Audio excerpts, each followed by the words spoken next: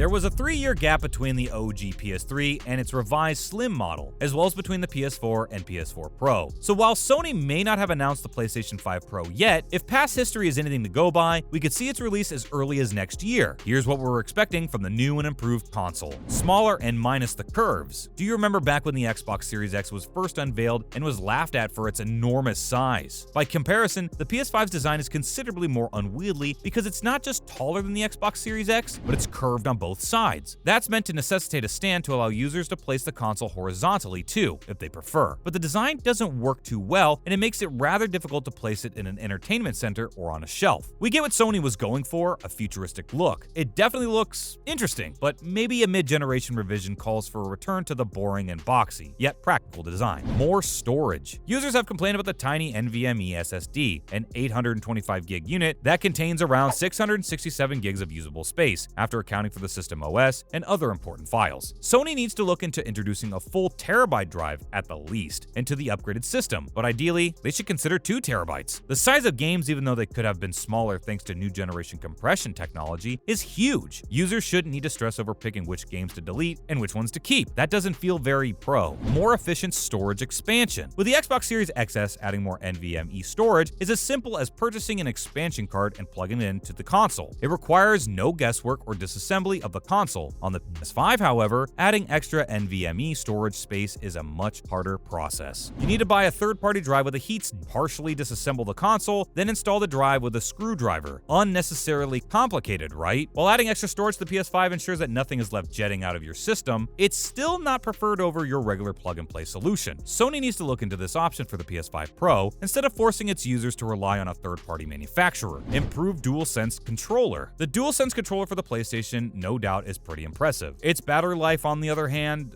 not so much. You can only make it last a couple of hours before having to recharge it. While Sony would do well to address the battery life of the controller, maybe they should look into packaging the revised console with a new and improved DualSense. We want to see better battery life, but we also want to see a removable battery, so it's easier to just swap out a new pack instead of having to wait for your controller to charge, or run and get a different controller altogether. With Sony's current non-removable battery in the controller, once your battery dies for good, so does your controller. Seems like an unnecessary waste, doesn't it? With a Pro console, including a premium controller makes sense. Throw in some extra paddles similar to the PS4's back button accessory, and you've got something even better. A native 4K. We're tired of just hearing about the true 4K gaming. Let us have it already. We know this comes with a choice between higher resolution and higher frame rate, but as most gamers who play a lot of action-centric games know, the latter is always preferable. This leaves you without native 4K resolution to play your games at their best. The PS5 Pro needs the power to work on this. Nothing on this console should need a 30 frames per second frame rate to have native 4K resolution. Sony should just keep the standard at 60 FPS, minimum, so we can experience the best